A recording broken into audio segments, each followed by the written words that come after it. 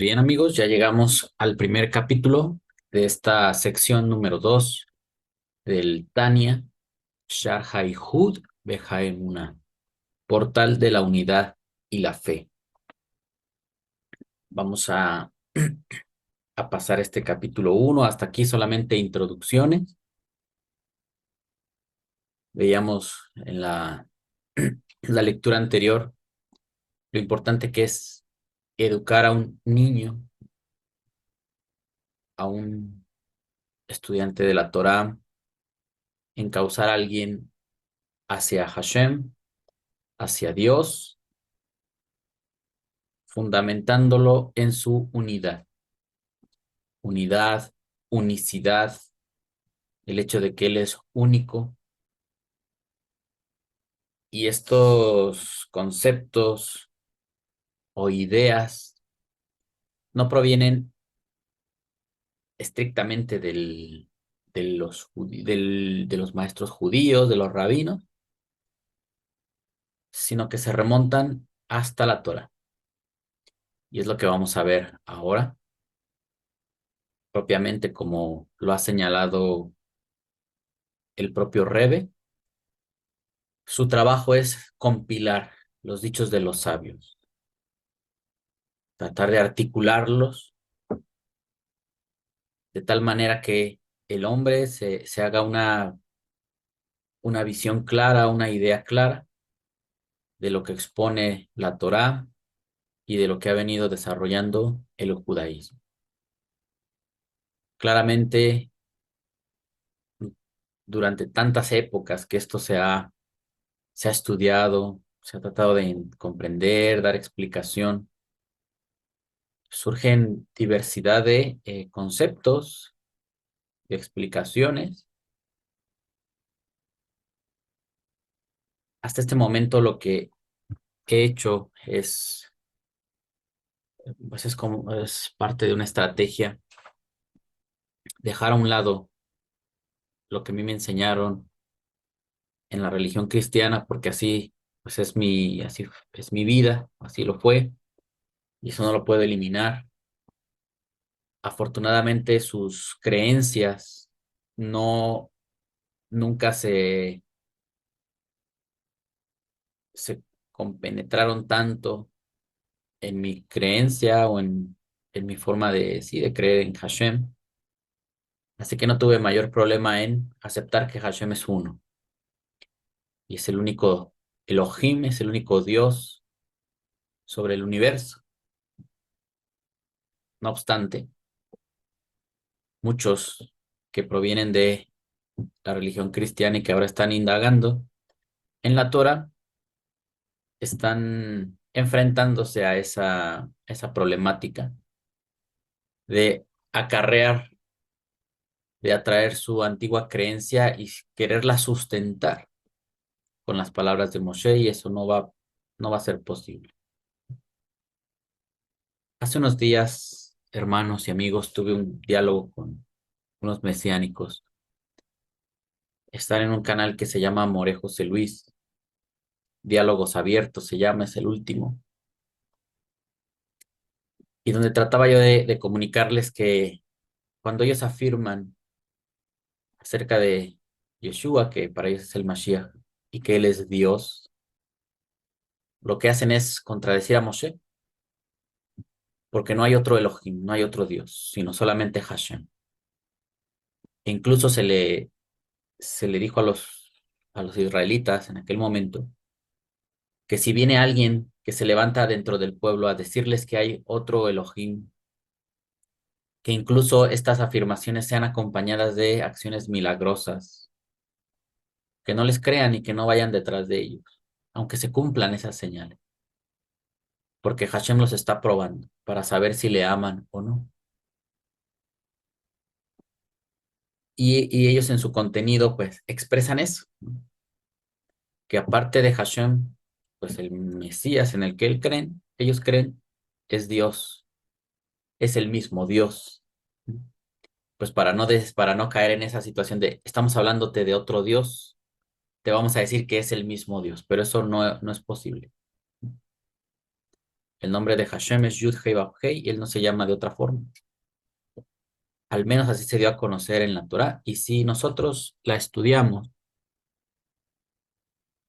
aunque cueste trabajo, tenemos que buscar respetar lo que nos está enseñando, si no, ¿para qué la estudiamos?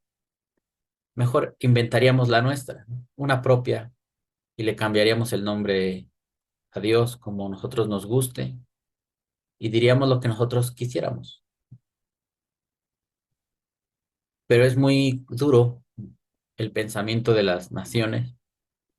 Me hizo recordar las palabras del Rebbe en la primera parte del Tania, donde dice que el aspecto de idolatrar, de adorar otras entidades o objetos en el mundo y verlos como si fuera Dios, es una clipa, es una cáscara muy dura y es algo casi imposible, ¿no? Dificilísimo de romper. Por tanto, cuando tú hablas con alguien y le muestras los textos de la unicidad de Dios, de la unidad, de que Él es uno, es-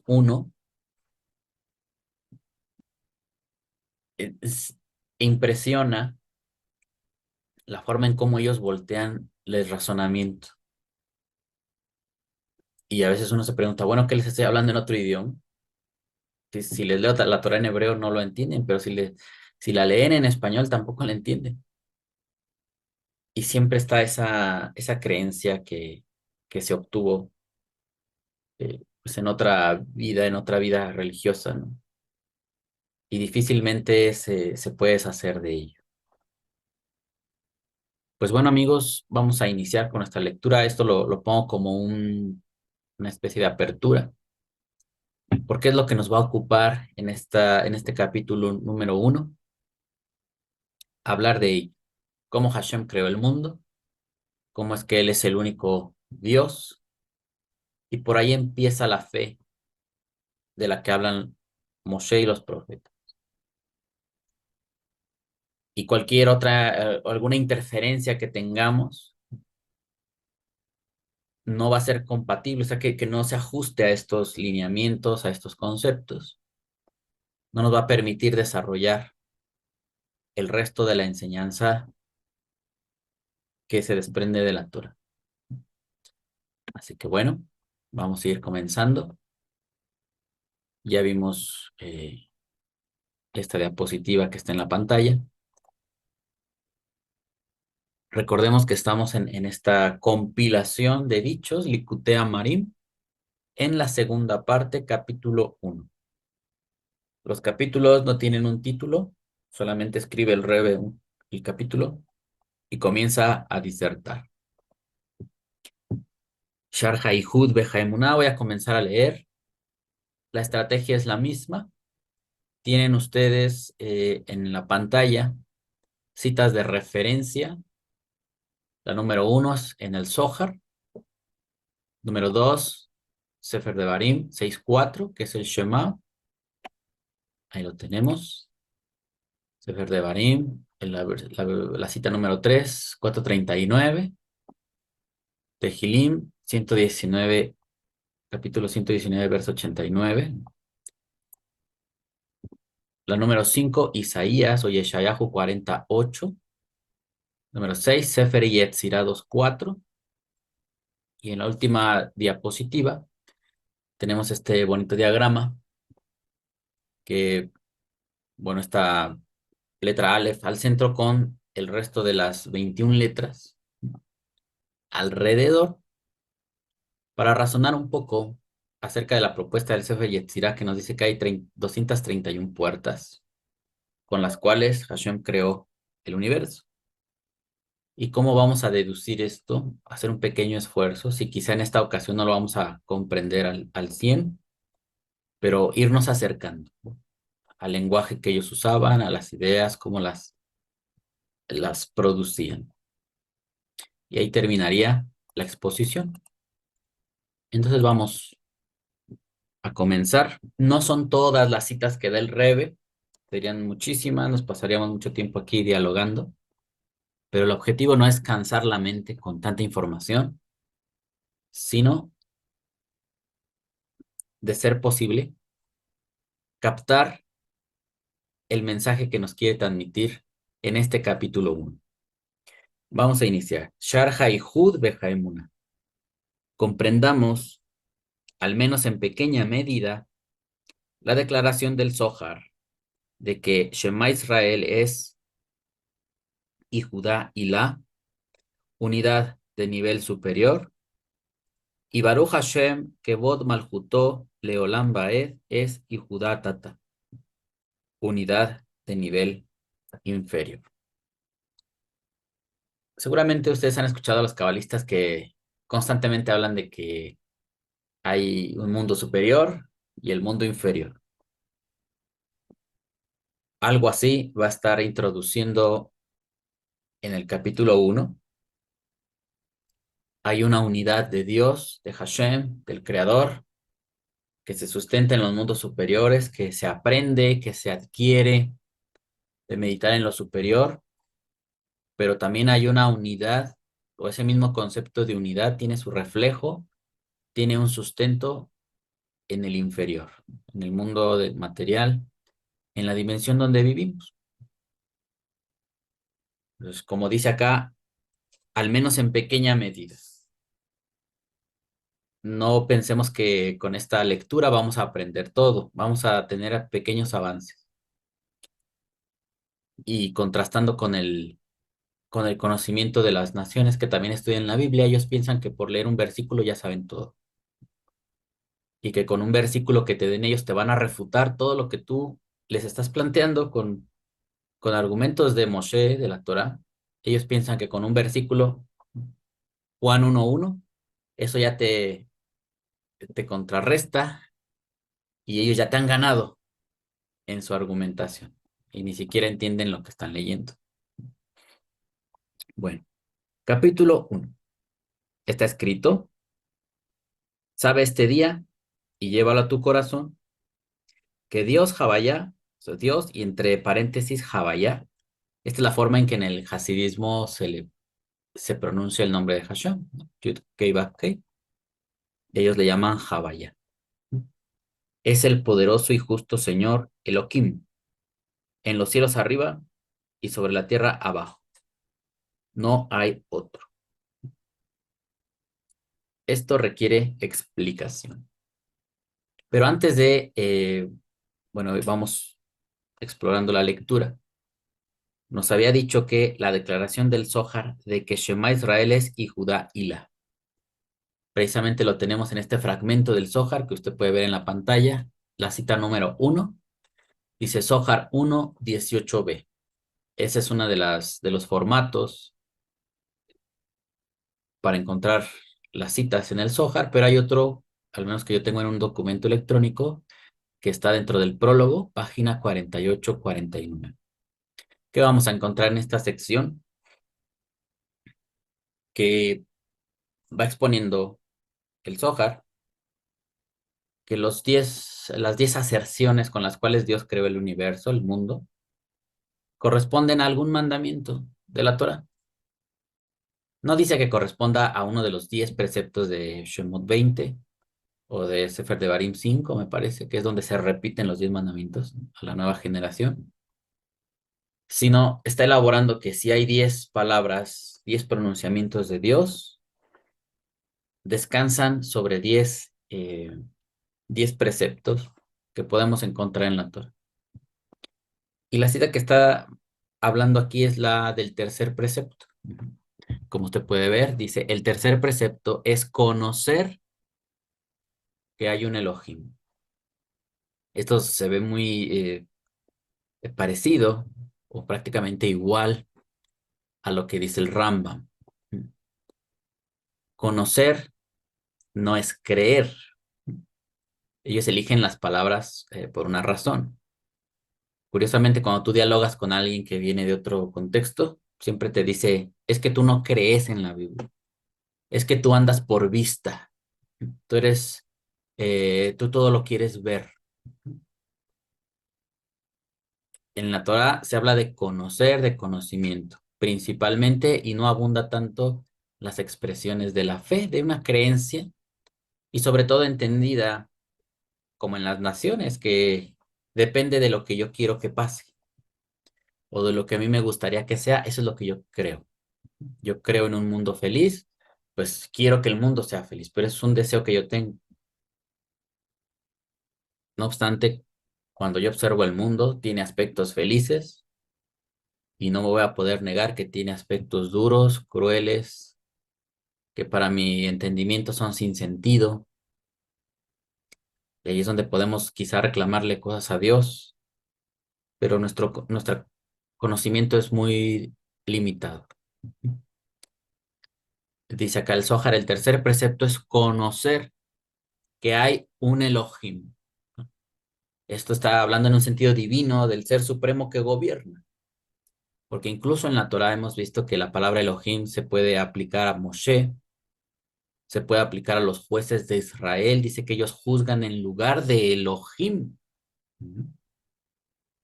Ellos imparten la justicia en lugar de el Dios supremo, pues porque Él no está interviniendo todo el tiempo. Así diseñó el mundo, delegó esa responsabilidad a los humanos para que establezcan cortes de justicia y regulen su conducta a sí mismos, escogiendo desde luego a los hombres más capaces intelectualmente para llevar a cabo esta labor. No cualquiera puede ser Elohim. Hay gente que no le importa eso, ni tiene la habilidad y la destreza. Bueno, pero aquí está hablando del aspecto supremo de la palabra Elohim, enfocada o dirigida hacia un poder superior. Es conocer que hay un Elohim poderoso y rector del universo. Eso no lo hace un juez, eso no lo hace un ángel, ¿no? A veces a los ángeles también se les llama Elohim.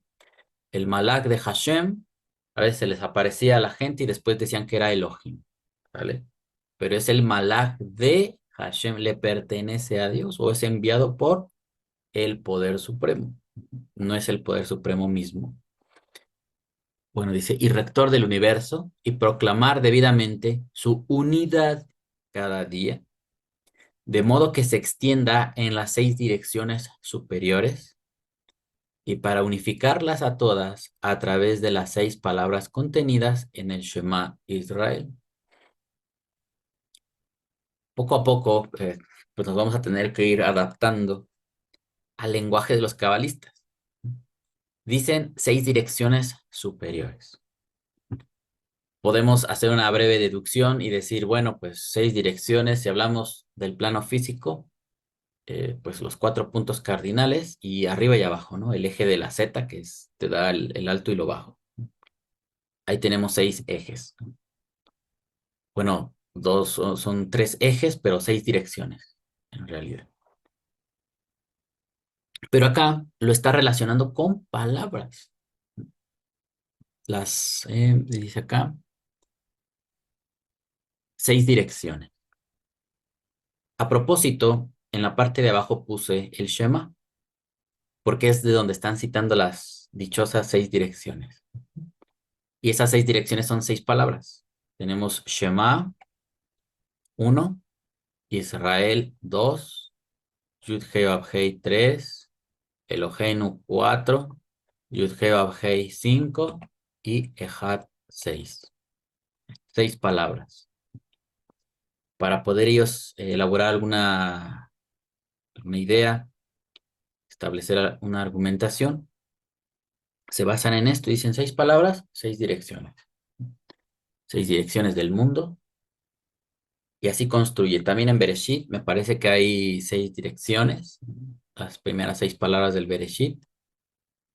Aunque se repite la palabra et, a lo mejor eliminándola ahí, es donde surge. Pero ellos son muy dados a deducir de esta manera lo que nos enseñan. Al menos en este caso del Shema, sí hay 6 palabras, tal cual, donde abarca este versículo, esta primera expresión del Shema.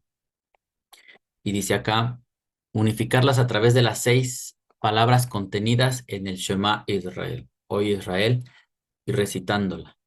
Entregarse totalmente a Elohim. La palabra Ejad debe por eso alargarse como el tiempo de las 6 palabras. Si yo leo Shema Israel, Hashem Eloheinu, Hashem Echad, y estirar la D en un tiempo proporcional al que me llevó recitar las 5 anteriores. Los cabalistas son muy dados a eso. Incluso van a decir que por eso la letra Dalet, y lo saqué la fotografía de la Torah impresa, porque así están las ediciones. Ha- Hacen más grande la letra Dalet. Por ejemplo, aquí la letra Ain también está más grande, pero por el momento no sé el significado de por qué también la letra Ain está agrandada. Bueno, continuamos. Alargarse como el tiempo de las 6 palabras. Esto está implicado en el pasaje: júntense las aguas de debajo del cielo en un lugar, es decir, que los peldaños debajo del cielo se unifiquen para formar un todo perfecto en todas las 6 direcciones. Dice, hay una unidad superior, Hashem es uno, y en el mundo que creó también causó la unidad. De las primeras cosas que pidió que se unieran, que se juntaran, Yikabú me parece que dice la palabra, júntense las aguas, las está uniendo, las está agrupando en un lugar. A la unidad de Elohim se ha de asociar además el temor, por cuya razón uno debe extenderse en la Dalet. Ellos dicen que pues, la unidad implica, reconocer la unidad de Hashem, implicaría un temor. Esto lo ha manejado mucho el Rebbe, lo estábamos leyendo ahora en el Zohar. Si lo dice el Rebbe es porque él también lo aprendió de ellos. Temer a Hashem, tener un respeto ante él, un temor reverente, derivado de eh, explorar o tener nociones de su grandeza. Eso nos debe conducir a tener un temor en sentido de respeto, no temor a que como si fuera un monstruo que nos va a castigar, que todo el tiempo está enojado, que es un Dios intolerante, como mucha gente lo describe. Aquellos que estudian la Torah no se van a ir por ese camino, sino es un temor de respeto a causa de su grandeza.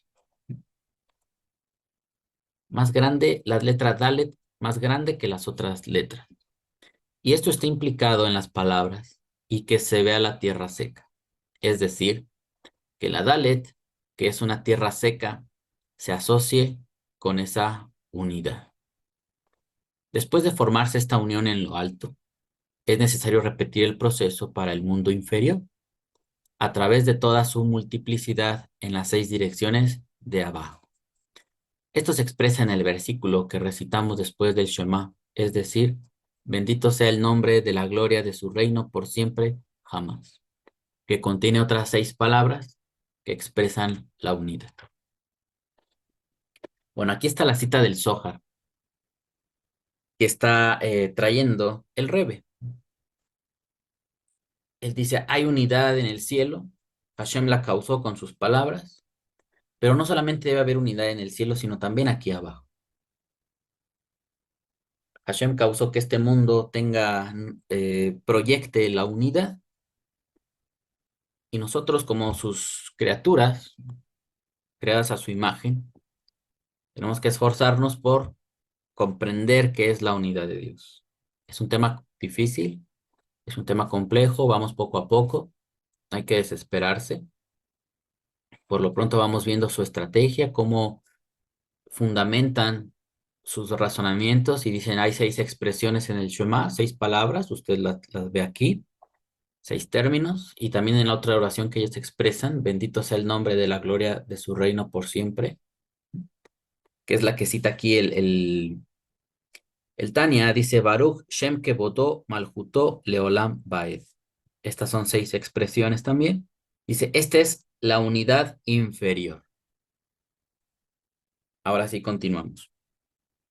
Sabe este día y llévalo a tu corazón que Dios, Javayá, es el poderoso y justo Señor Elohim, en los cielos arriba y sobre la tierra abajo.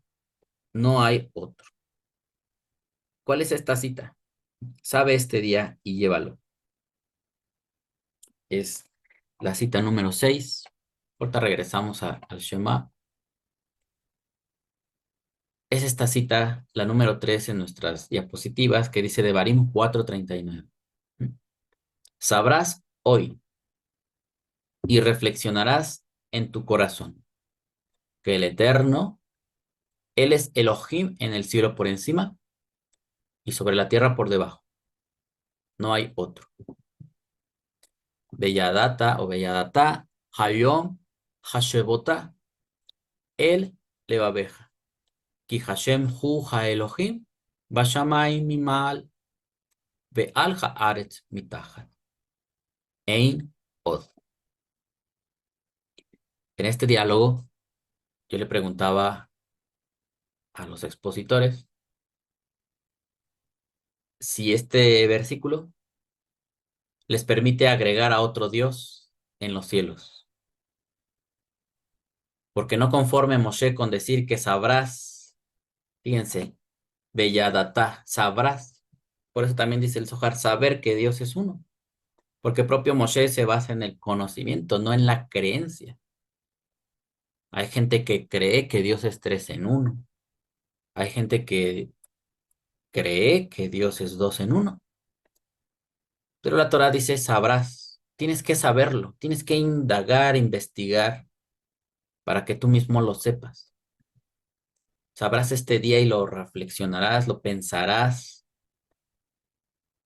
lo llevarás el pensamiento a tu corazón, que Hashem Eloheja es en los cielos arriba y en la tierra de abajo, Ein Od, y agrega al final, no hay más. Para Moshe estaba claro este asunto, él que fue un profeta y que tuvo un conocimiento pues más directo, experiencia divina. Nosotros dependemos de sus escritos, de lo que hablaron los profetas. Nosotros no lo somos. Así que ellos tenían una comprensión diferente acerca de Hashem. Y a veces quiere llegar alguien con una cita del Nuevo Testamento y decirle, aquí dice que la persona en la que yo creo también es Dios. Pues eso no es compatible con la Torah. Aunque lo diga una hoja de papel, no importa. Es más, aunque lo diga la Torah por escrito, también la Torah que yo tengo aquí es una hoja de papel. No es porque lo diga la hoja de papel. Yo tengo que verificar la creación. Yo estoy vivo, experimento este mundo, tengo que hacer mi investigación, mi experimentación y darme cuenta si Hashem es uno, es el único Dios o hay más dioses gobernando con él. En algún momento me ponían un versículo de Isaías donde dice que Isaías, creo que es Isaías 6, que Isaías vio un trono y estábamos hablando acerca de que si Hashem es material, es físico o no. Y yo les decía que eso es una visión que tuvo el profeta. No está diciendo que lo vio físicamente. Y luego les pregunto, ¿y por qué los profetas no veían al lado de ese trono otro trono a la derecha donde estuviera sentado el Mesías que ellos creen? Y nadie me contestó nada. Se fueron para otro tema. Pues porque siempre argumentan que el Dios en el que ellos creen, que es dos en uno o tres en uno, el Mesías siempre ha estado con Hashem, gobernando desde la eternidad. Y como gobierna desde la eternidad, es igual a Dios. Y digo, ¿por qué los profetas nunca lo vieron? Pues eso fue una evolución, algo que surgió con el tiempo de otros intérpretes judíos que se movieron a otra creencia y está bien, es su decisión. Pero Moshe no decía eso. Aquí tenemos la cita de Barim 4:39, dice que no hay más, no hay otro, no hay más, sino solamente Hashem. Continuamos. Esto requiere explicación. ¿Acaso se te ocurriría que hay un Dios habitando las aguas debajo de la tierra? Como para que sea necesario advertir al respecto tan enfáticamente. y negar este pensamiento declarando, llévalo a tu corazón y toma conciencia de que en verdad no es así. Pues si nos basamos al contexto de los judíos, de los israelitas, sí, sería necesario explicarles porque ellos podían creer que había un Dios en los cielos, otro Dios era del agua, otro Dios era de las montañas y otro de los valles y otro de los árboles y así sucesivamente. Y ante tal diversidad de pensamientos, Moshe lo que dice es uno. Continuamos, dice, está escrito, por siempre, Dios, tu palabra se alza firme en los cielos. Esta es justamente la cita número 4 que dice aquí Tehilim, que es el Salmo 119, verso 89. Por siempre, Hashem, tu palabra se alza en los cielos. Leolam Hashem de Barja Nitzav Bashamayim. Nitzav es como estar de pie, o estar parado. Bashamayim, en los cielos. Continuamos. El Baal Shem Tov, sea su memoria bendición, explicó este concepto en detalle e hizo ampliamente conocido que esto significa que tu palabra, que tú has pronunciado, o sea, que haya un firmamento en medio de las aguas, estas mismas palabras y letras mediante las cuales fueron creados los cielos, se alzan firmes por siempre dentro del firmamento del cielo y están por siempre investidas dentro de todos los cielos para darles vida. Y el que estas palabras hayan sido pronunciadas hace miles de años no presenta problema, porque es como está escrito, la palabra de nuestro Señor se alzará firme por siempre. Y análogamente está escrito, sus palabras viven y se alzan por siempre. Pues si las letras creativas partieran siquiera por un instante, Dios libre y regresaran a su fuente, todos los cielos se volverían nulidad y nada absoluta, y serían como si jamás hubieran existido en absoluto, exactamente como antes de la afirmación que haya un firmamento. Y así es con todas las cosas creadas que están en todos los mundos superiores e inferiores. E incluso esta tierra física y el plano de lo totalmente inanimado. Si las letras de las 10 aserciones divinas mediante las cuales fue creada la tierra durante los 6 días de la creación partieran de ella apenas por un instante, Dios libre, ésta se volvería nulidad y nada absoluta, exactamente como antes de los 6 días de la creación. Fíjense nada más, ahorita hablábamos eh, líneas atrás de las 6 direcciones, 6 palabras que están contenidas en el Shema Israel, 6 palabras en la bendición que los judíos hacen al Eterno después de pronunciar el Shema. Bendito sea el nombre de la gloria de su reino por siempre jamás. Y también hay 6 días de la creación. Si nosotros estudiáramos más Kabbalah, si tuviéramos una mente más abierta, no estaríamos preguntando si, porque es el problema también que tienen los mesiánicos, ¿no? Constantemente me estaban diciendo, pero eso que dice ahí es alegórico o es físico, o es literal. ¿Es alegórico o es literal?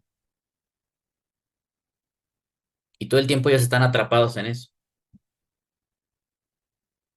pero no tienen una comprensión diferente de esos dos términos para explorar el mensaje de los profetas. Yo le decía, pues tú di lo que es para ti. No, pero es que yo te estoy preguntando a ti. Bueno, si tú les contestas, es literal. No, pero es que es literal cuando tú quieres. Bueno, les dice, es alegórico. No, pues es que tú dices que es alegórico, pero entonces cuando tú quieres. Entonces, ¿para qué les contestas tu opinión? Si cualquiera que les digas, te van a salir con lo mismo. Entonces, ¿cómo sabemos que es literal algo y cómo sabemos que es alegórico? Pues por eso estudiamos, ¿no?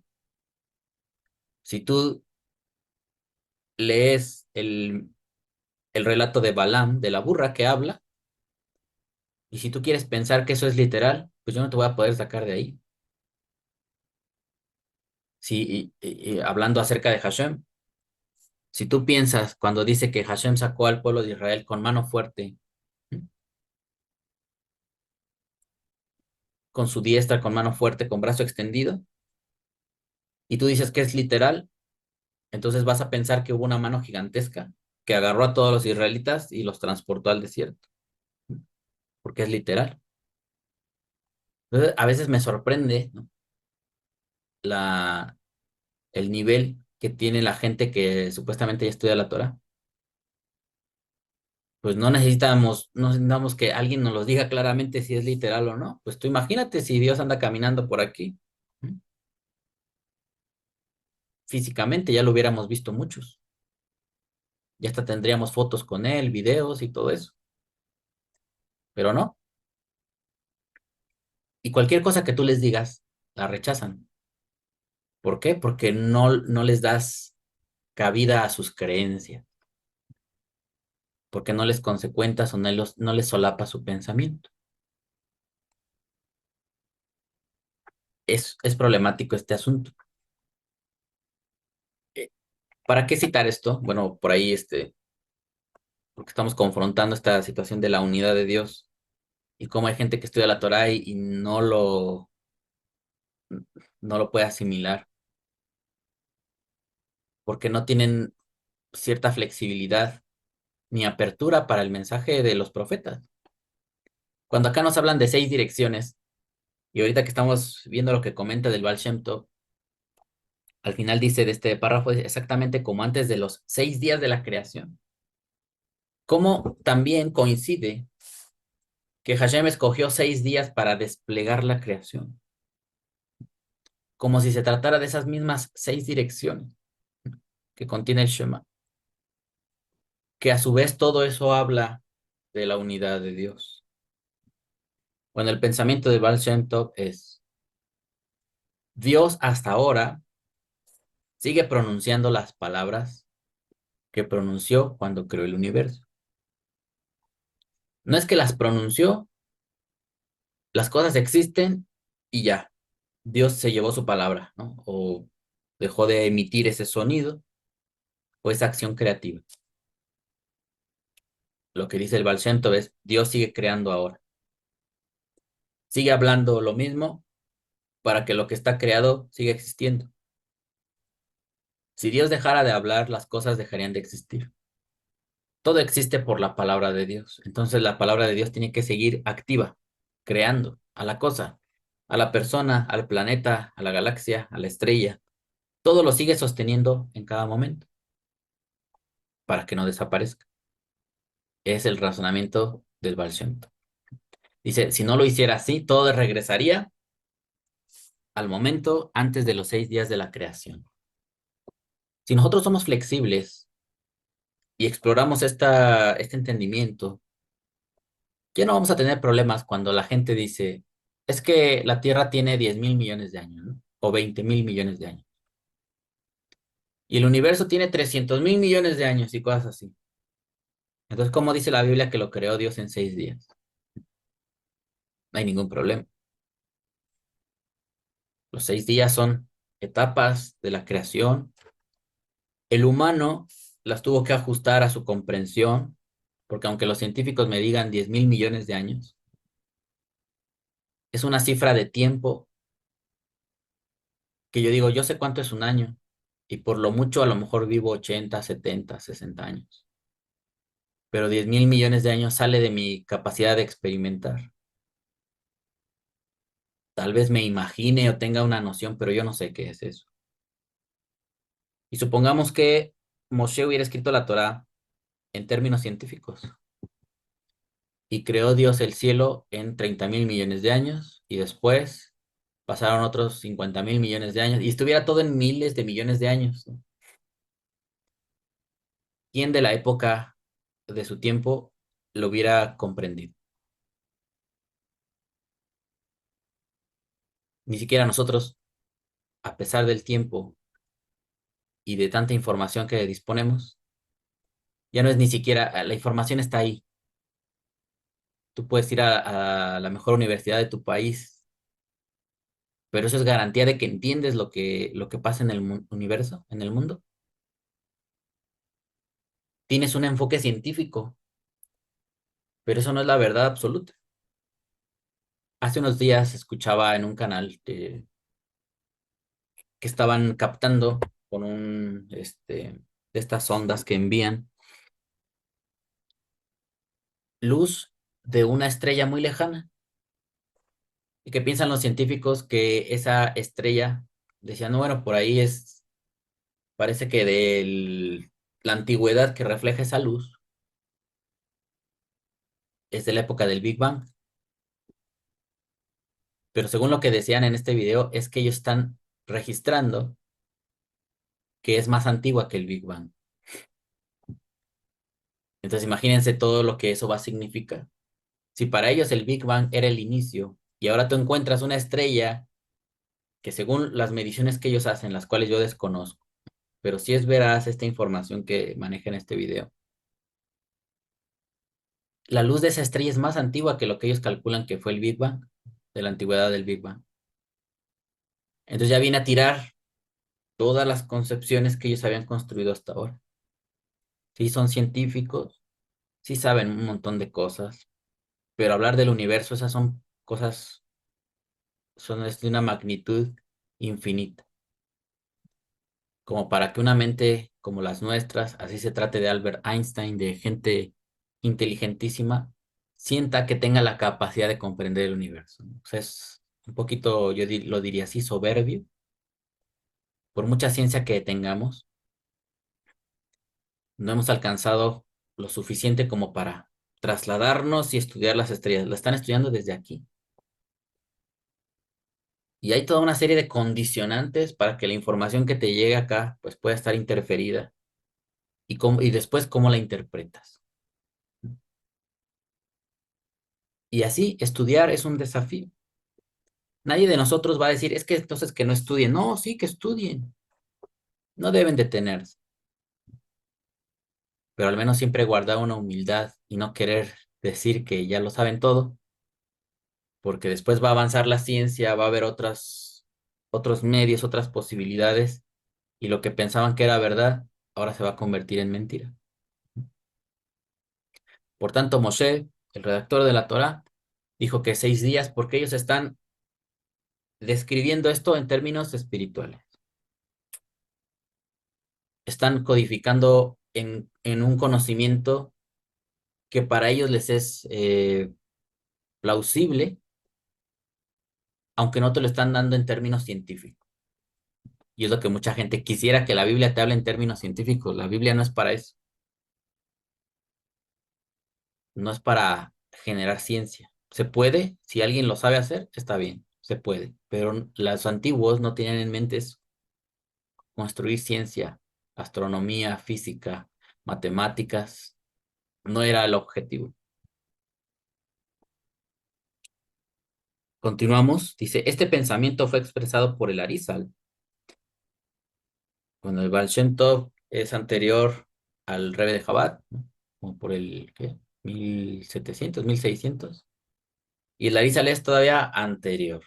Creo que es del 1500 el Arizal.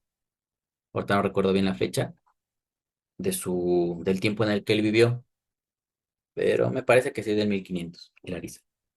Este pensamiento fue expresado por el Arizal cuando dijo que incluso dentro de aquello que parece ser materia totalmente inanimada, tal como las piedras, la tierra o el agua, hay un alma y una fuerza vital espiritual. Esto es, aunque no evidencian ninguna forma demostrable de animación dentro de ellos, están investidas las letras del habla de las 10 aserciones que dan vida y existencia a la materia inerte, permitiéndole surgir a la existencia a partir de la nada y nulidad que que precedió a los 6 días de la creación. Bueno, aquí nos traen otra idea un poco más difícil, sobre todo por nuestra experiencia, ¿no? Yo veo una piedra Y para mí sería difícil que esa piedra, o sea, pensar que esa piedra tenga espíritu, tenga una esencia intangible, parecida a la de los seres vivos. Si yo veo un pedazo de madera, aquí es un poquito más extraño, ¿no? Porque esta madera sí proviene de un ser vivo, que es un árbol, una entidad viva, un árbol. Pero ya desprendida y moldeada para hacer un cajón, una mesa, ya se ve como inerte, ya no está creciendo el árbol, ya no está creciendo la madera, pero proviene de un objeto vivo, ¿no? O de un ser vivo, de una planta, de un árbol. Bueno, diría el Arizal que ahí hay sustancia viva, hay espíritu, hay alma. Pero ¿de dónde viene su razonamiento? O sea, acá estamos para estudiar, amigos, es lo que yo les animo antes de descartar las ideas. Porque hay gente que no comparte este conocimiento y luego lo rechaza. Pero a ver, no lo rechaces nada más porque no está en conformidad con lo que tú crees. Primero date la oportunidad siquiera de escucharlo y ya después lo rechaza. Por donde va el Arizal en su idea, según nos cuenta el Rebe, es que cuando Hashem pronuncia palabras para formar el universo, lo cual debió involucrar una fuerza creativa muy poderosa, o sea, para crear un universo, para crear un planeta, una estrella, una galaxia. ¿Cuánta fuerza debe tener la palabra de Dios?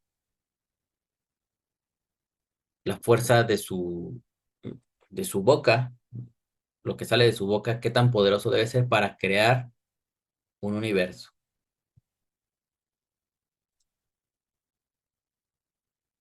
Y toda esa palabra es como el aliento de Dios.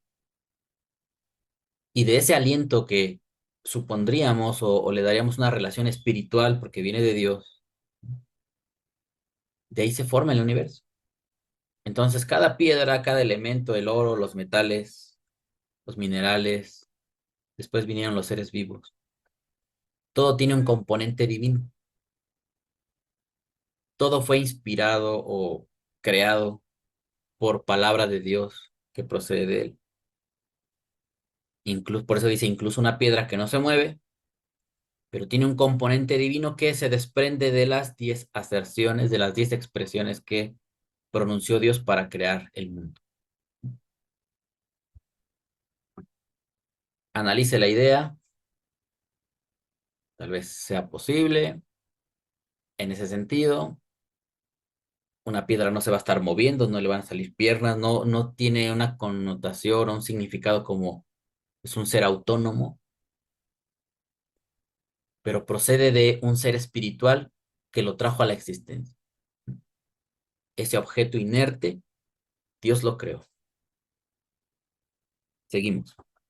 Ahora bien, aunque el nombre Eben, la palabra piedra, no es mencionado en las 10 aserciones registradas en la Torah, sin embargo, fuerza vital fluye a la piedra desde ellas, por intermedio de combinaciones y sustituciones de sus letras, las que son transpuestas en los 231 portones, sea en orden directo o inverso, como se explica en Sefer Yetzirah, de modo que finalmente la combinación de letras que forman el nombre Eben desciende de las 10 aserciones y se deriva de ellas, y esta combinación de letras es la fuerza vital de la piedra. Pone un ejemplo, se va a basar en el Sefer Yetzirah, probablemente usted lo conozca o no lo conozca. En uno de estos momentos, creo que me salté la cita de Isaías 48, dice, se secó la hierba, se marchitó la flor, pero la palabra de Hashem permanece por siempre. Yabesh Hatzir Navel Tzitz Udvar Eloheinu Yakum Leolam. La palabra de Eloheinu, de nuestro Dios, Yakum, se yergue, permanece de pie, Leolam, por siempre. Como los profetas hacían estas afirmaciones, es ahí donde se ponen a pensar pues, los cabalistas o los maestros que vinieron después, rabinos, y elaboran esta interpretación. En la cita número 6 que puede ver en la pantalla, dice Sefer Yetzirah, capítulo 2, verso 4, fragmento 4. 22 letras fundamentales. Todos sabemos que el hebreo tiene 22 letras. Las circunscribió en un círculo como si fuese un muro, en el que habían trazadas 231 puertas. El círculo oscila hacia adelante y hacia atrás. Un signo lo muestra. No hay nada en el bien superior al deleite, no hay nada en el mal peor a la plaga. ¿De qué modo? Él las permutó, las pesó y las transformó. Aleph con todas y todas con Aleph. Bet con todas y todas con Bet. Se repiten en un ciclo y existen en 231 puertas. Resulta que todo lo que ha sido formado y todo lo que ha sido dicho emana de un nombre único. Ahí está. El Rebe, en su conocimiento, tiene pues diversidad de fuentes. Nos puede hablar de Moshe, nos puede hablar del Zohar, del Arizal, el Baal Shem Tov, Sefer Yetzirah, y todas esas, pues, todo ese cúmulo de conocimiento, trata de articularlo de manera que arroje una idea pues sólida y contundente. ¿Con qué objeto estamos analizando todo esto? Para sostener que hay un solo Dios, para empezar a explorar, pues, deducir cómo es que Dios crea el universo, las cosas, en qué se basa, se sostiene que en sus palabras, y sus palabras de qué constan, pues de 22 letras, ¿no? Y esas 22 letras se van a combinar. La forma más básica de combinar 22 letras te resulta en 231 combinaciones. Y el Sefer Yetzirah te dice eso, pero no te dice cómo le hagas para que lo sepas. Entonces uno se tiene que poner a pensar un poco y tratar de descubrirlo. Leo nuevamente el aspecto de la piedra para que podamos pasar a este diagrama.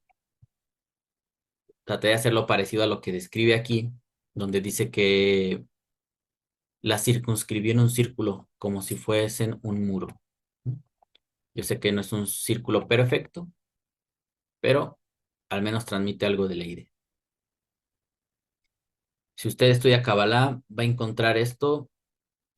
Lo que uno hace es pues tratar de descifrarlo, porque no te lo explica, al menos ahí en ese momento no te lo explica el Sefer Yetzirah, y no nos hace daño tratar de aprenderlo o de descifrarlo. Leo nuevamente. Ahora bien, aunque el nombre Eben, o sea, la palabra Eben, usted está consciente de que se puede formar de estas 22 letras. Tenemos la letra Aleph, la letra Bet y la letra Nun que está por acá. Estas tres letras forman la palabra Eben. Pero se está yendo a lo más básico, que es una palabra se forma cuando juntas dos letras. También cuando juntas tres, pero lo más básico son dos. Con dos letras ya tienes una palabra. Al parecer, cada pareja, eso ya es un portón. Shar. Por eso este libro, ¿cómo se llama? Shar.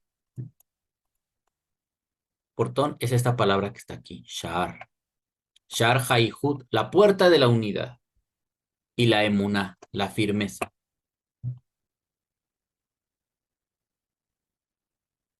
Ahorita lo vamos a ver. Ahora bien, aunque el nombre Eben, piedra, no es mencionado en las 10 aserciones registradas en la Torah, ¿por qué dice esto? Porque mientras yo leo Bereshit, nunca voy a encontrar, y dijo Dios, sea la piedra. Directamente no está escrito así, que Dios haya pronunciado cada una de las cosas que existen, y dijo Dios, sean los árboles, bueno, eso sí lo dijo, y dijo Dios, sea un cangrejo, y dijo Dios, sea el plástico, bueno, el plástico es un derivado del petróleo, y dijo Dios, sea cada animal, no lo fue mencionando por su nombre. De hecho, creo que esa labor se la dejó al Adán. Cada cosa que existe en el mundo no la fue mencionando una por una, sino que hizo aspectos generales que a su vez ya contenían eso. O sea, si Hashem una vez dijo que sea la Tierra, ¿no? El planeta, al momento de pronunciar eso, la fuerza y la combinación de letras que ya tenía esa afirmación, ya contiene una letra Bet, ya contiene una letra Aleph y una letra Nun, que son componentes del planeta o de los planetas.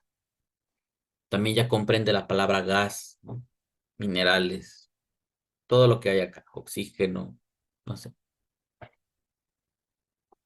Pero lo que está ilustrando acá es la forma básica y después cómo todo eso se fue expandiendo con combinaciones de letras y permutaciones. Si el autor de Bereshit hubiera estado interesado en descubrirnos todo eso, ¿cuándo habría acabado de escribir su libro? ¿Mm? Así que podríamos decir que no era su intención, ¿no? Hacerlo tan exhaustivamente y rigurosamente porque no está ni siquiera en posibilidad de un humano hacer eso. Esa es la labor creativa de Dios. Y está fuera de nuestro alcance, pero sí podemos explorar un poco, al menos desde el punto de vista cabalístico, cómo es que esas cosas fueron posibles. Sin embargo, fuerza vital fluye a la piedra desde ellas por intermedio de combinaciones y sustituciones de sus letras. Ustedes saben que en la Kabbalah existe mucho eso, ¿no? Tú tienes la letra Aleph, Bet y Nun, y alguien que te va a decir, estas las puedes poner en otro orden. Ujú. Y surge otra palabra. O estas las puedes, por ejemplo, la última, el método add-bash, ¿no? Te dice la primera letra, la sustituyes por la última, que es la letra, este, está acá. Y de hecho aquí traté de ponerlas en orden y hasta ahorita me estoy dando cuenta que la taf debe estar acá. Es la última, después la shin y luego la resh. La taf debe ir acá y ya está por acá. La resh aquí y la taf acá. Bueno, la primera por la última la sustituyes en una palabra. Y si esta es la número 2, pues la sustituyes por la anterior a la última, que es la letra Shin. Y así. Y luego ellos con ese método de estudio alcanzan a descubrir palabras diferentes, otros significados. Ese ejercicio lo vi una vez en la Puerta de la Reencarnación de Larizal, bueno, de Jaime Vital, cuando estaban interpretando acerca de un ciego que vivía en algún momento y su nombre le hicieron ese método y daba el resultado a un rabino que vivió anteriormente y que también era ciego. Entonces ellos decían, ¿cómo este hombre que vive aquí en esta época es ciego? Tiene ciertas características, le aplicamos a su nombre el Atbash y nos da como resultado el nombre de otro rabino que vivió en otra época que también era ciego, ¿no? ¿Y qué pensaban ellos? Ah, pues es que él vino a reencarnarse, a completar lo que dejó inconcluso. Pero esto deriva de su método. No estamos ahorita viendo eso, pero sirve para ilustrar que en el ambiente de la Kabbalah, sustituir las letras, permutarlas, cambiarlas de lugar, tiene una utilidad o nos puede revelar algo, mostrar algo, y eso lo están aplicando a la creación. Cuando Hashem dijo, y dijo Dios, sea la luz, todas esas letras que se utilizan para que Hashem diga sea la luz, pueden tener múltiples combinaciones y a través de ello, pues formar todo lo que implica la luz, lo que produce la luz, hace crecer las plantas, tiene no sé, los científicos dicen que tiene fotones, ¿no? Partículas subatómicas, todo eso está incluido en esa expresión, pero nosotros no lo sabemos eh, a ciencia cierta, o sea, no somos capaces de descifrarlo, pero ellos dan por hecho que todo eso contiene la expresión que sea la luz. Y dijo Dios que se separen, que se reúnan las aguas en un lugar y sea descubierta la tierra. Esa expresión, como la dice Bereshit, ya implica pues, muchos procesos de la naturaleza y así sucesivamente. Espero estarme dando a entender y no confundirles. Sí, acá dice por intermedio de combinaciones y sustituciones de sus letras, las que son transpuestas en los 231 portones, sea en orden directo o inverso, como se explica en Sefer Yetzirah. De modo que finalmente la combinación de letras que forman el nombre Eben desciende de las 10 aserciones y se deriva de ellas, y esta combinación de letras es la fuerza vital de la piedra. Y así es con todas las cosas creadas en el mundo. Los nombres de todas las criaturas en la lengua santa son las mismísimas letras del habla que descienden de grado en grado de las 10 aserciones registradas en la Torah, por intermedio de sustituciones y transposiciones de letras a través de los 231 portones, hasta que alcanzan una particular cosa creada y se invisten en ella, dándole, de ese modo, vida. Como ahorita lo mencionaba, incluso dentro de las 10 aserciones puede haber combinación e interacción entre ellas.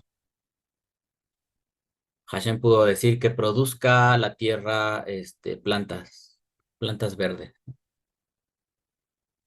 pero esas plantas verdes necesitan de la luz que Dios ya dispuso cuando dijo sea la luz. Aunque a veces nos dicen, es que esa expresión de sea la luz se refiere a otra situación diferente. Y la luz solar es en el cuarto día, cuando ya aparecen las estrellas y eso. Está bien, como sea, es la combinación de otros dichos de él con otros de sus dichos para crear cosas. Y para que un acto creativo o un ser creado se sustente, requiere de la aplicación o de que siga en marcha otro acto creativo de Dios. Entonces la planta necesita de la luz de las estrellas, ¿no? En este caso del sol, para hacer su ciclo de fotosíntesis y producir y crecer y producir algún fruto o algo, alguna labor, no sé, desprender el oxígeno, etcétera. Entonces, están en contacto todas las 10 aserciones una con otra y combinándose de manera infinita, que tal vez para nuestra comprensión escape a la perfección, pero algunas nociones sí podemos tener. Entonces, cuando yo leía esto, pues, obviamente es un reto para la inteligencia, ¿no? Sobre todo los que no estamos, que venimos de fuera, que no crecimos en el judaísmo, pues nos cuesta más trabajo hacerlo. Entonces, vamos a ver aquí. Voy a poner la pluma. Voy a poner un color, a ver si el anaranjado funciona. Dice que hay 231 puertas. Que cada letra, puse la letra mayor, ¿no? Para que se note más. Cada letra se va a juntar con una de las demás. Entonces yo aquí podría dibujar una cierta línea, una flecha y una flecha. Este es un portón. Esta es una puerta que contiene una fuerza creativa de Dios. Cuando yo tengo una letra por separado, solamente es un sonido. Pero al momento de que junto dos sonidos, ya es una palabra. Y la Torah sostiene que Dios comenzó o creó el universo hablando. No habló una sola cosa, habló muchas cosas. Tiene 22 letras para hacer combinaciones. Y así sucesivamente. Entonces ya tengo esta primer puerta. Ahora tengo otra puerta. Esta es la número 2. Y así sucesivamente. 3. Y luego Aleph con Hei. La 4. Y así. Todo parece un reloj. Cuando yo llegue aquí, ¿cuántas puertas voy a tener? Ya que di la vuelta por todas las demás letras. ¿Qué número de puertas sería este? Bueno, para no dibujar las líneas, 1, 2, 3, 4, 5, 6, 7, 8, 9, 10, 11, 12, 13, 14, 15, 16, 17, 18, 19, 20, y esta sería la número 21. Ahí están 21 puertas. Pero acá nos dicen, bueno, o serían 200, perdón, 200, serían 21 combinaciones en pareja. Que yo puedo hacer nada más teniendo la Aleph en el centro y combinándola con los demás. Pero ahora pasaríamos a otro modelo donde la que va a estar en el centro sería la letra Bet. Y entonces la Aleph va a ocupar el lugar de la letra Bet acá. Ujú. Y hago el mismo ejercicio. La Bet con Aleph, la Bet con Gimel, la Bet con Dalet, la Bet con Hey, y así sucesivamente. Me va a dar otras 21 puertas o 21 conexiones. Y ahora la Gimel va a estar en el centro y el mismo ejercicio. Cuando yo estaba estudiando esto, tratando de hallarle un sentido, ¿de dónde sacan el 231? Y yo dije, ya sé, si son 22 letras, la voy a multiplicar por 22. Ujú. Pero no se puede hacer eso, porque tú multiplicas la Aleph no por 22, porque ella es una de esas 22 letras. La tienes que multiplicar por 21. Ujú. Ya tienes el número 21. Y este ejercicio de que se forman con esta cantidad de letras, se forman 21 enlaces. Ahora sí, esos 21 enlaces los vas a multiplicar por las 22 letras, porque cada una de ellas va a desfilar en el centro. Eso sí lo puedes hacer. Por tanto, esto no era correcto.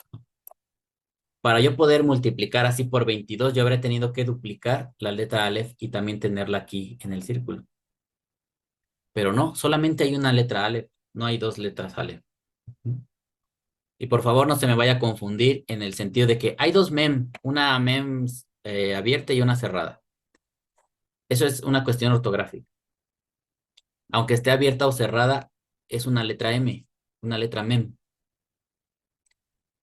La expresión de su sonido es la de del mismo origen. Aunque ortográficamente, por ejemplo, la kaf, cuando se modifica, si la kaf es así, es una K. Pero si la kaf es así, alargada, con dos puntos, es una J. Eso es ortografía, pero a final de cuentas es la misma letra kaf, no es diferente, es la misma. Por eso son dos formas de la misma letra, no es que sean dos letras diferentes. Si no, habría más de 22 letras, pero no, son las mismas. Entonces, amigos, espero no estarlos confundiendo. Esto ya es más pues, complicado, pero es parte de nuestro estudio. Ahora sí, ya que tengo yo ese análisis de 22 al cuadrado, no puedo hacerlo, porque aquí yo tengo una de las 22 en el centro y afuera yo tengo 21 y estoy demostrando que o comprobando que aquí se forman 21 enlaces solamente. Lo que sí voy a tener es 22 esquemas como este, nada más que sustituyendo. Aquí en lugar de la Aleph, después va a ser la Bet, después va a ser la letra Gimel y así sucesivamente, después la Dalet. Eso sí se va a dar en 22 repeticiones. Pues poco a poco vamos descubriendo el asunto. Y lo que sí voy a poder hacer es 21 puertas por 22 letras. 22 veces yo voy a hacer este ejercicio cambiando las letras. Ahora voy a bajar la Bet y regreso la Aleph hacia afuera. Lo hago 21 puertas otra vez. Ahora bajo la Gimel y subo la Bet que estaba acá y lo vuelvo a hacer y me van a salir otras 21 puertas. Y así, este ejercicio de hacer 21 puertas sí va a suceder 22 veces, una por cada una de las letras. Cuando yo multiplico 21 por 22, me sale el número 462. Este 462 todavía no es el 231. Aquí lo que voy a hacer es dividirlo entre 2. Voy a poner así, dividido entre 2, para que entonces mágicamente me salga 231. Es el asunto de las 231 puertas que está explicando el Sefer Yetzirah. Esta, que son las 231 puertas elementales que contiene el idioma hebreo, el cual se le adjudica a Dios, para articular una palabra, como mínimo, que una palabra puede tener 3 letras, puede tener 4 o 5, pero en la base son 231 combinaciones. Cuando yo hago la repetición de 22 veces, me sale el 462. Pero yo debo notar algo. Esto es lo que me costó un poquito de trabajo observar. Pero a ver si ustedes, de cualquier forma, si le hallan algún defecto a mi razonamiento, ustedes lo pueden dejar aquí en sus comentarios. ¿Por qué dividirlo entre 2? Por la situación de que cuando yo, ahorita, por ejemplo, tengo este enlace de Aleph con Bet. Déjenme borrar los otros. Tengo el enlace de Aleph con Bet. Pero cuando yo vuelvo a hacer el ejercicio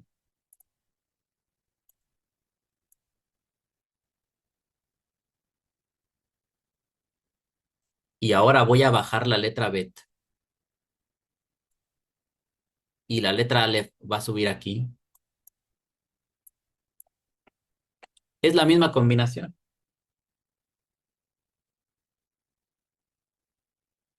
Bet con Aleph y Aleph con Bet va a ser la misma. Y eso me va a pasar con todas las letras. Yo ahorita tengo, cuando está la Aleph aquí en el centro, yo tengo Aleph con Gimel. Pero cuando la Gimel esté aquí abajo, la Aleph va a estar acá arriba, como hasta aquí. Y esta combinación es la misma, nada más que la letra está una primero y después la otra. Nada más que es una inversión. Pero al final de cuentas es lo mismo. Es como si te digo mi esposa y yo. Y si yo digo yo y mi esposa, es lo mismo. Entonces, como este fenómeno también está implícito en esta formación de puertas, según razoné que por eso existe la división entre 2. Ujú. Porque todas esas puertas se tienen que ir descontando. Esas puertas que se repiten. Y por eso el ejercicio es entre dos. Así es como lo pude razonar. Espero que no cueste mucho trabajo. A lo mejor sí cuesta.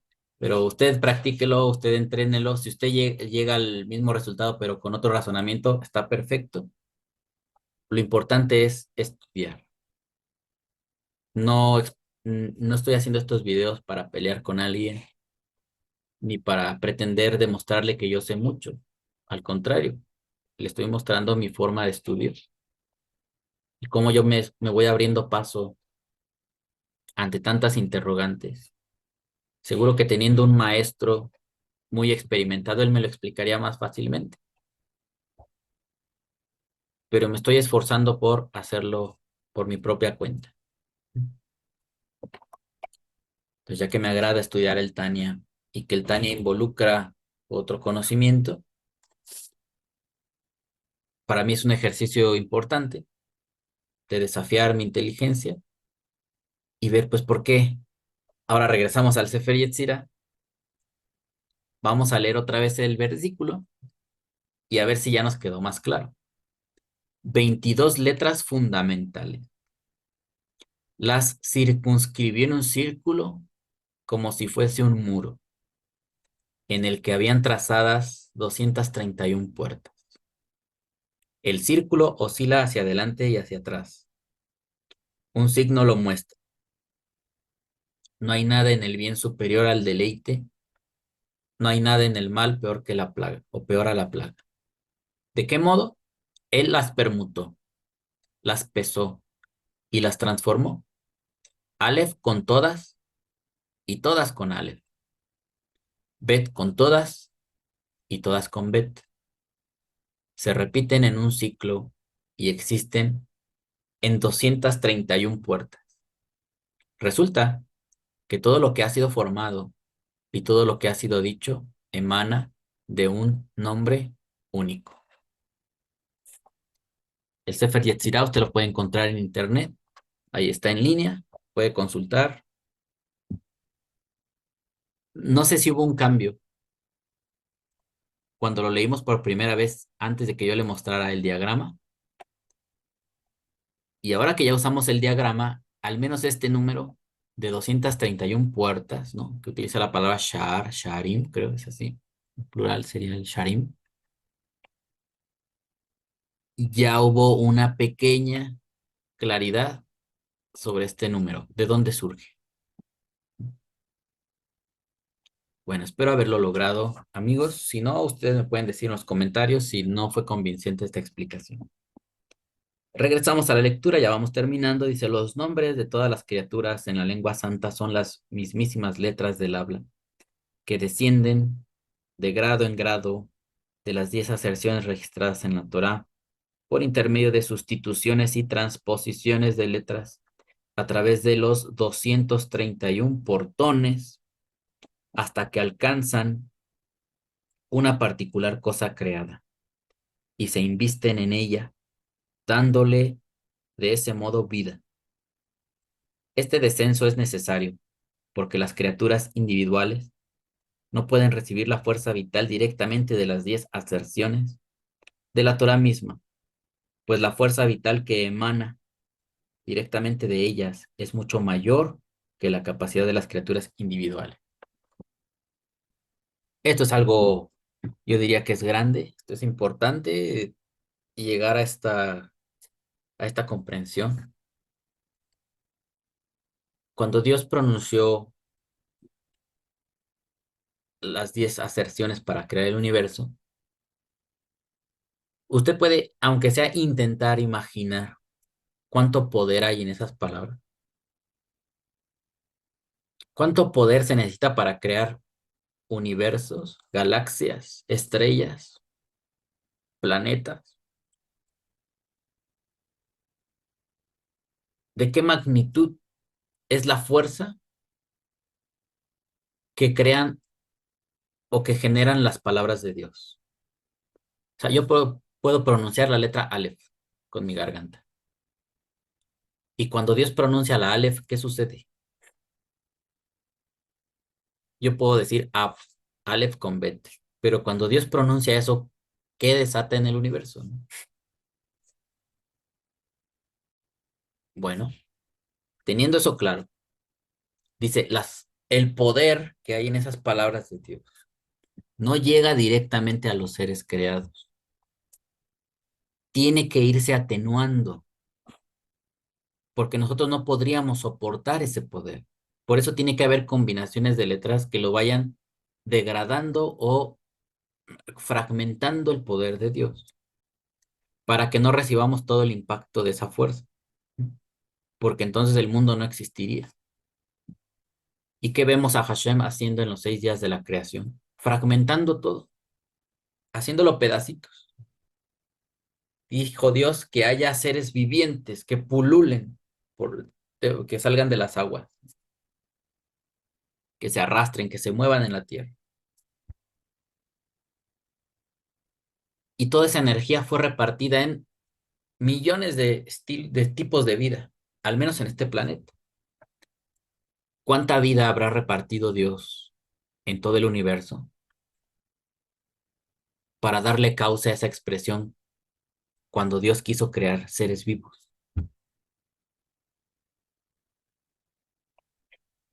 Yo no puedo decir que contengo la totalidad de la vida. Algo del significado de la palabra vida está en mí, yo soy un ser vivo, pero usted también, y una vaca también, y un gusano también, y un microbio también está vivo. Entonces, toda la fuerza de la palabra vida está representada o eh, dispersada en cantidad de seres vivientes infinitos, ¿no? Ya no solamente en cantidad, sino en distintas especies, formas de vida. No hay solamente la forma de vida de un humano. El elefante tiene su propia forma de vida. Una jirafa, un león, un ave, un pescado, un tiburón, una ballena, todos ellos son vida. Y es tan poderosa esa expresión que cada uno tiene que ser diferente porque nadie puede representar toda la vida de la palabra que Dios pronunció. Y eso limitándonos a nuestro mundo. Seguramente debe haber mucho más seres vivos, formas de vida en otras galaxias, que son los receptores de esa expresión de Dios. Pero a cada quien se nos dio un fragmentito de esa vida, porque es muy poderosa la palabra de Dios. Por eso dice acá, este descenso es necesario porque las criaturas individuales no pueden recibir la fuerza vital directamente de las 10 aserciones de la Torah misma, pues la fuerza vital que emana directamente de ellas es mucho mayor que la capacidad de las criaturas individuales. Ellas pueden recibir la fuerza vital solo cuando ésta desciende y es disminuida progresivamente de grado en grado, por medio de sustituciones y transposiciones de letra, y por medio de gematriot, o sea, de valores numéricos. Su valor numérico hasta que pueda ser condensada e investida. Y una criatura particular puede ser traída a la existencia de ella. Y el nombre por el cual la criatura es llamada en la lengua santa es un recipiente para la fuerza vital condensada en las letras de ese nombre que ha descendido de las 10 aserciones registradas en la Torah, las que tienen el poder y la vitalidad necesarios para crear un ser a partir de la nada y darle vida para siempre, porque la Torah y el Santo bendito sea son uno. Bueno, aquí termina el capítulo número 1. Espero que haya sido edificante para ustedes. Si les generó más interrogantes que respuestas, está bien, porque esto nos anima a investigar, a seguirnos preguntando. Eso es lo que quiere el Rebe. No que yo le diga, sabe que usted tiene que creer que Dios es uno. ¿Por qué? Porque yo digo, y hágale como quiera, yo soy profeta de Dios y yo me creo un líder y a mí me impusieron manos en una asociación religiosa y yo estoy autorizado para hablar de Dios lo que se me dé la gana. ¿No es así? Nosotros no estudiamos la Torá como dicen algunos por fe, para creer todo lo que nos digan. Eso no es malo, creer no es malo. Estudiamos la Torá para pensar en Dios, para conocer a Dios. Eso es diferente. En la medida de nuestra capacidad intelectual. Nadie sabe todo. Esto que lo oímos de las 231 puertas o portones de la creación, de la articulación del idioma hebreo de las palabras, es una estrategia, es un método que diseñaron los cabalistas para darle cauce a estas interrogantes. ¿Cómo Dios creó el mundo? No es un lenguaje científico, esto es en un sentido espiritual.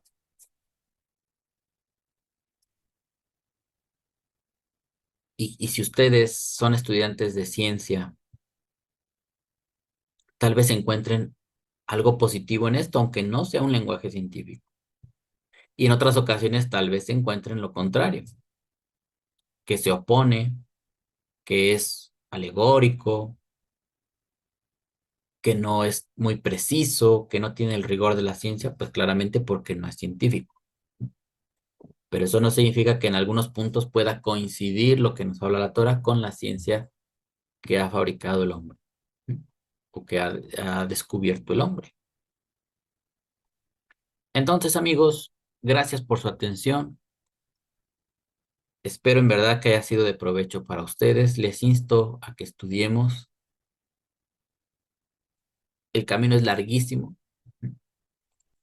Tenemos tanto por conocer de nuestro Creador. Nuestro principal laboratorio es nuestra mente, nuestros pensamientos, el corazón, como dice Moshe. Por eso les ponía en la introducción, tomado de este versículo.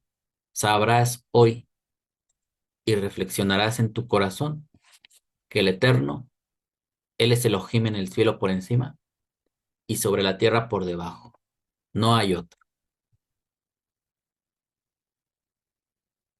Hay que reflexionarlo, hay que saberlo y hay que pensarlo en el corazón. No como la gente que cuando tú les lees este versículo, ellos tienen otras creencias, lo primero que hacen es negarlo, contradecir. Ni siquiera lo piensan.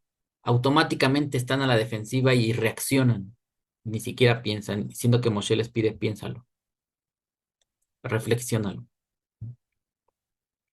En todo el relato de la creación, el escritor no personifica a la palabra de Dios. No dice que es una persona. No dice que es el Hijo de Dios tampoco. Y con el tiempo hubo gente que llegó a esas conclusiones. Y si ellos lo quieren creer o lo quieren afirmar, lo quieren establecer, es su decisión. Pero yo no tengo ninguna obligación de aceptar eso, porque si eso lo hubieran entendido los antiguos, lo habrían dicho. Y la palabra de Dios con la que creó el mundo era el Mesías o, o era un ente viviente o algo así. Existe la posibilidad de que maestros en Israel lo hayan dicho y después vino el mesianismo y lo adaptaron a su comprensión. Eso sí es posible. O sea, yo no estoy diciendo que el judaísmo no lo haya derivado alguna vez. Estoy diciendo que cualquier gente está en libertad de hacer eso. Pero yo no estoy en obligación de aceptar lo que ellos digan, porque cuando yo leo el relato de Bereshit, el que nos está contando esta historia, este razonamiento, no dice que la palabra de Hashem sea que sea su hijo, que sea un rey, que sea un Mashiach, ni nada de eso. Son ideas posteriores. Quien las quiera creer, adelante. Yo no las creo porque eso no fue lo que se enseñó en aquella época, ¿no? Basándome en ese texto. Obedece a interpretaciones posteriores y quien las quiera creer es su decisión. Pero no pueden venir a decirnos, y si tú no lo crees, te vas a ir al infierno. Aparte que ni me importa irme al infierno, no me importa irme al cielo. Yo nada más estoy tratando de conocer a Hashem. Son términos que tampoco el escritor de la Torah conocía. Eso de andarse yendo al infierno, tampoco él lo sabía. A eso me refiero, hermanos. Yo espero que ustedes me comprendan y les animo a que sigamos estudiando y sigamos siendo libres, precisamente para estudiar la Torah. Que Hashem los bendiga y hasta pronto.